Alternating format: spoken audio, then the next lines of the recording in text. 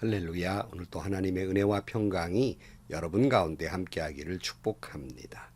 오늘도 주신 말씀을 통해서 하나님께서 내게 들려주시는 주님의 음성을 듣는 은혜로운 시간이 되기를 축복합니다. 저는 가끔 제 자신에게 묻습니다. 너 목사 맞냐? 너 목사 될 자격이 있냐? 하고 늘 묻곤 합니다. 스스로 늘 반성해 오지요. 말씀을 듣는 목사님 여러분은 목사라는 이름에 부끄럽지 않습니까? 아니 장로님 여러분, 성도 여러분은 장로라는 이름이, 집사라는 이름이 부끄럽지는 않습니까? 그렇지 않다고 말할 사람이 과연 몇이나 될까요? 다 부끄럽지요.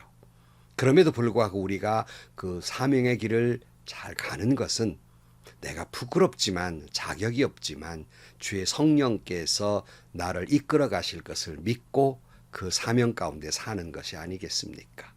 오늘 또 주어진 사명 그 직분에 알맞는 그런 삶을 살아가는 여러분들이 되시기를 축복합니다.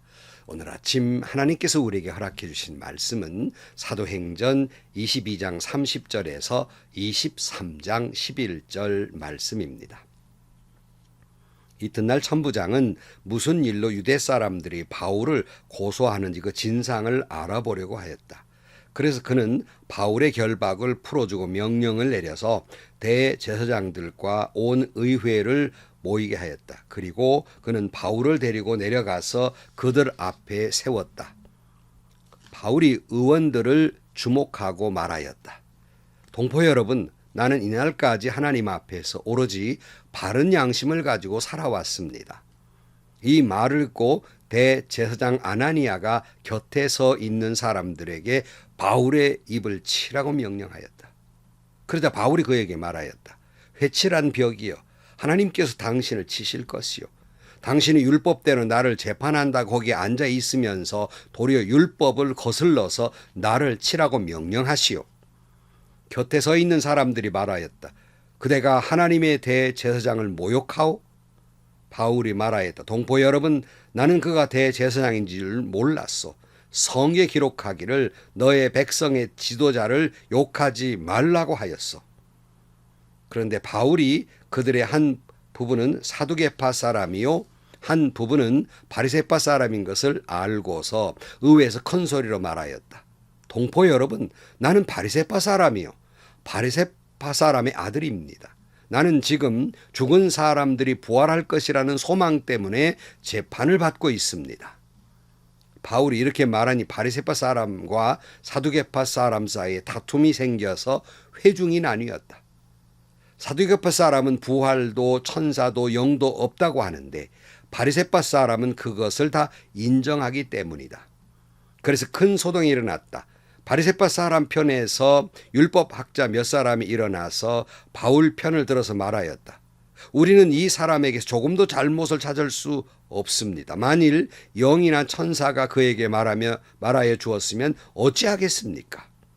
싸움이 커지니 천부장은 바울이 그들에게 찢길까 염려하여 군인더러 내려가서 바울을 그들 가운데서 빼내어 병영 안으로 데리고 가라고 명령하였다. 그날 밤에 주님께서 바울 곁에서 말씀하셨다. 용기를 내어라. 내가 예루살렘에서 나의 일을 증언한 것과 같이 로마에서도 증언하여야 한다. 아멘.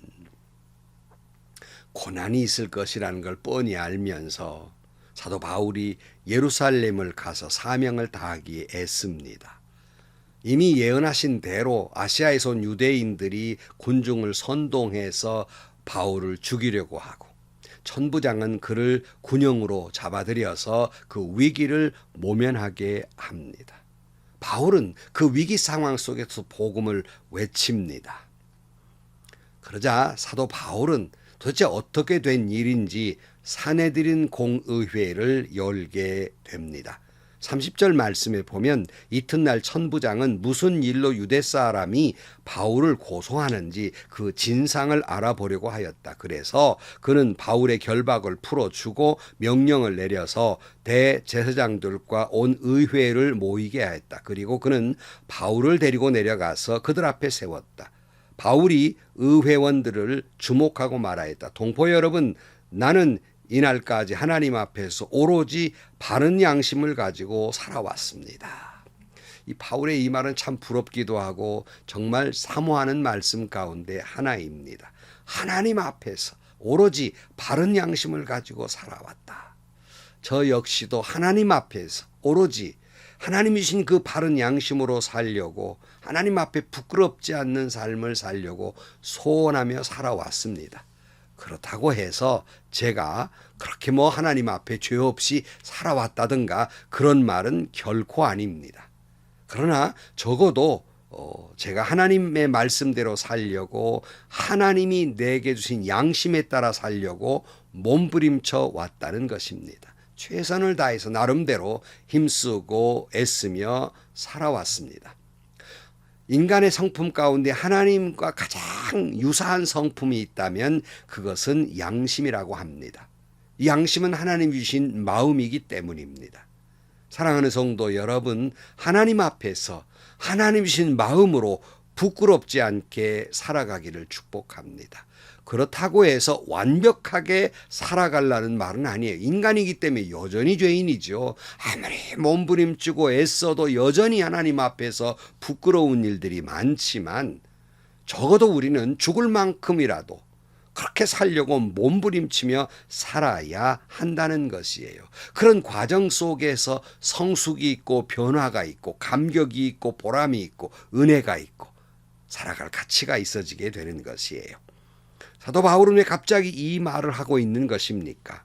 사도 바울은 지금 서 있는 사내들인 공의회 회원 가운데 하나였습니다. 그리고 그는 바리새인이었어요. 그러니까 사도 바울은 이 사내들인 공의회 회원들의 마음을 너무나도 잘 알고 있습니다. 그러면서 사도 바울이 자신이 이렇게 살아왔다고 외치는 것은 지금 역으로 너희들은 지금 양심이라도 있는 거냐? 내가 너희들 마음을 뻔히 잘 안다 라는 말과 같은 의미를 사용하고 있는 것이에요. 그러니 대제사장이 몹시 마음이 상해서 2절 말씀, 이 말을 듣고 대제사장 아나니아가 곁에 서 있는 사람들에게 바울의 입을 치라고 명령하였다. 그러자 바울이 그에게 말하였다. 회칠한 벽이여, 하나님께서 당신을 치실 것이요, 당신이 율법대로 나를 재판한다 거기에 앉아 있으면서 도리어 율법을 거슬러서 나를 치라고 명령하시오 그랬어요. 그러니까 사도 바울이 양심의 호소함이 양심에 찌르는 말을 하니까 대제사장 아나니아가 견딜 수가 없었던 거예요. 양심이 찔리니까 입을 치라고 명령을 합니다. 이때 사도 바울이 회칠한 벽이여, 하나님이 당신을 치실 것이요 말합니다. 이 회칠한 벽이란 말은 예수님이 바리새인을 보면서 회칠한 무덤이라고 한 말과 비슷하지요. 이 회칠한다는 것은 겉에 있는 더러움을 가리기 위해, 감추기 위해서 개발세발 흰 그러한 회로 칠해서 그냥 그럴듯하게 보이는 것. 그렇지 않습니까? 그러니까 비록 그들이 거룩한 옷을 입고 그저 아주 그 대제사장님네 앉아 있지만 하나님이 주신 양심마저 버린 사람들이라는 말입니다. 겉으로는 점잖게 보이지만 속은 송장 썩은 냄새가 나는 회칠한 무덤 같다는 말이에요.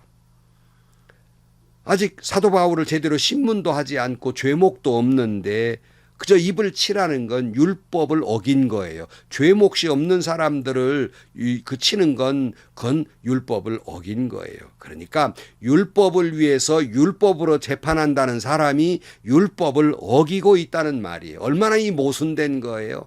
정의를 위해서 불의를 행하는 것과 같이요.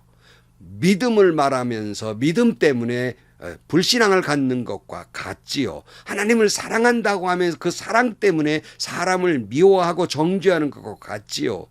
말씀 때문에 말씀을 어기는 것과 같지요. 이 모든 게 회칠한 무덤과 같은 모습이 아닙니까? 이런 모습들이 오늘 우리에게 얼마나 많이 나타나고 있습니까?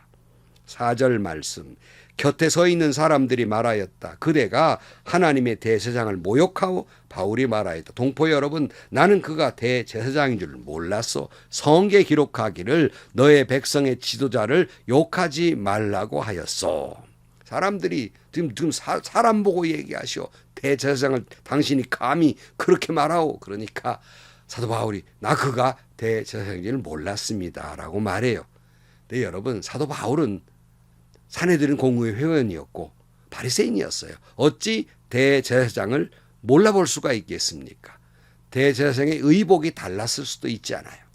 그러니까 뻔히 알면서도 이렇게 말하는 것은 회칠한 담이라는 말과 모든 정황을 견주어 보아서 당신은 대제사장으로 말은 하는데 자격 자체가 없다는 거예요. 이스라엘 백성들의 지도자가 될 자격이 없는 사람이라는 거예요. 율법으로 재판한다고 하면 율법을 어기는 당신이 무슨 자격이 있느냐 하는 말과 같습니다. 그렇다면 처음 제가 말한 대로 목사님 여러분, 목사 맞습니까? 장로님 여러분, 장로 맞습니까? 성도 여러분, 성도 맞습니까? 그 이름에 부끄럽지는 않습니까? 사도 바울은 그러면서 산헤드린 공의회에 소동이 일어나게 합니다. 그것이 6절 말씀이에요. 그런데 바울이 그들의 한 부분은 사두개파 사람이 한 부분은 바리새파 사람인 것을 알고서 의회에서 큰 소리로 말하였다. 동포 여러분, 나는 바리새파 사람이요. 바리새파 사람의 아들입니다. 나는 지금 죽은 사람들이 부활할 것이라는 소망 때문에 재판을 받고 있습니다. 바울이 이렇게 말하니 바리새파 사람과 사두개파 사람 사이에 다툼이 생겨서 회중이 나뉘었다.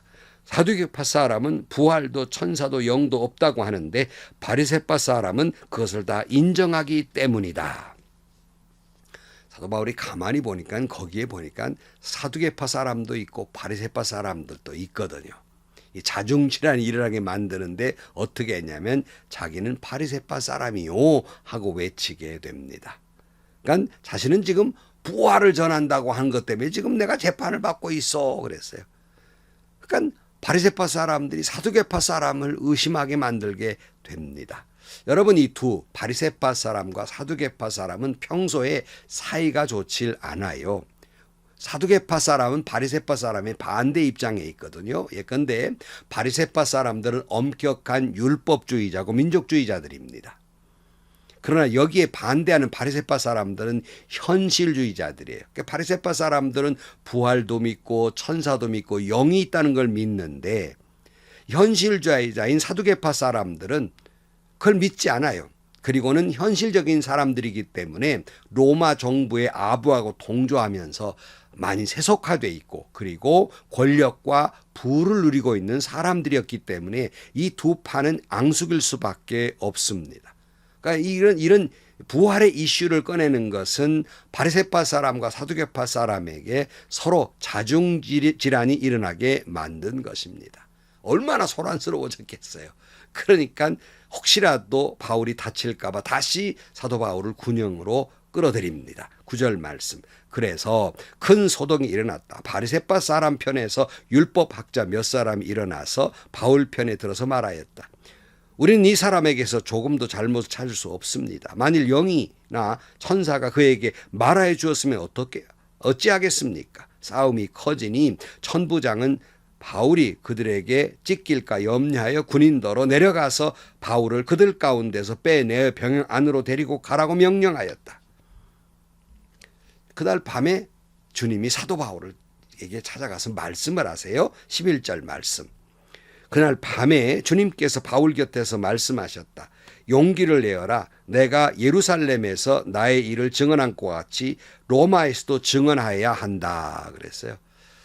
겨우 목숨을 부지한 사도 바울에게 주님이 찾아와서 용기를 주십니다. 그 까닭은 로마에 가서 복음을 전해야 한다고 말씀하고 있습니다. 자, 그러니 이 모든 일들을 가만히 살펴보면 일련의 사도 바울을 향한 박해와 이런 재판과 혼란과 이 모든 일들이 한 발자국 한 발자국 하나님이 사도 바울에게 주신 비전, 로마에 가서 복음을 전해야 한다는 사명의 길로 지금 가고 있다는 말씀입니다. 지난 시간에 말씀을 드렸습니다마는 오늘 나의 모든 형편과 처지는 다 사명과 연관되어 있어요. 좋은 일이든 굳은 일이든 내 주변에 일어나는 모든 일은 사명을 향해 있는 것입니다. 하나님이, 주님이, 성령님이 나를 사명 가운데 이끌고 계신 것이라 하는 말씀입니다. 그러니 여러분, 오늘 또 나의 상황이 순풍이든 역풍이든 기쁜 일이든 슬픈 일이든 성공했든 실패했든 우리는 사명을 위한 일들이에요. 오늘 우리는 하나님이 주신 양심에 따라서 용기와 지혜를 가지고 뚜벅뚜벅 어떤 상황이 있더라 뚜벅뚜벅 주님이 주신 사명 가운데 살아가는 여러분들이 되시기를 주님의 이름으로 간절히 축원합니다. 기도하시겠습니다. 하나님 아버지, 사도 바울이 이런 핍박을 받고 곤욕을 치르는 것은 바울에게 주신 비전, 로마를 향한 비전을 계속 가게 하시려고 이 모든 일들이 일어나고 있는 줄로 믿습니다. 바울이 이랬듯이 오늘 나에게 일어나는 모든 주변의 환경과 일들은 사명을 위한 일인 줄로 믿고 흔들리지 아니하고 주님이신 그 사명의 길을 뚜벅뚜벅 걸어가는 저희 모두가 되게 하여 주옵소서. 예수님의 이름으로 기도하옵나이다. 아멘. 돛단배 유능한 선장은 바람이 불면 오히려 항구로 빨리 가는 그런 수단으로 삼는다고 합니다. 오늘 내게 주신 순풍이든 역풍이든 다 사명을 향한 일들입니다. 그렇게 해석하고 그 길을 가는 여러분들이 되시기를 주의 이름으로 축원합니다. 행복하시고요. 좋은 일이 가득한 하루가 되시기를 주님의 이름으로 간절히 축원합니다.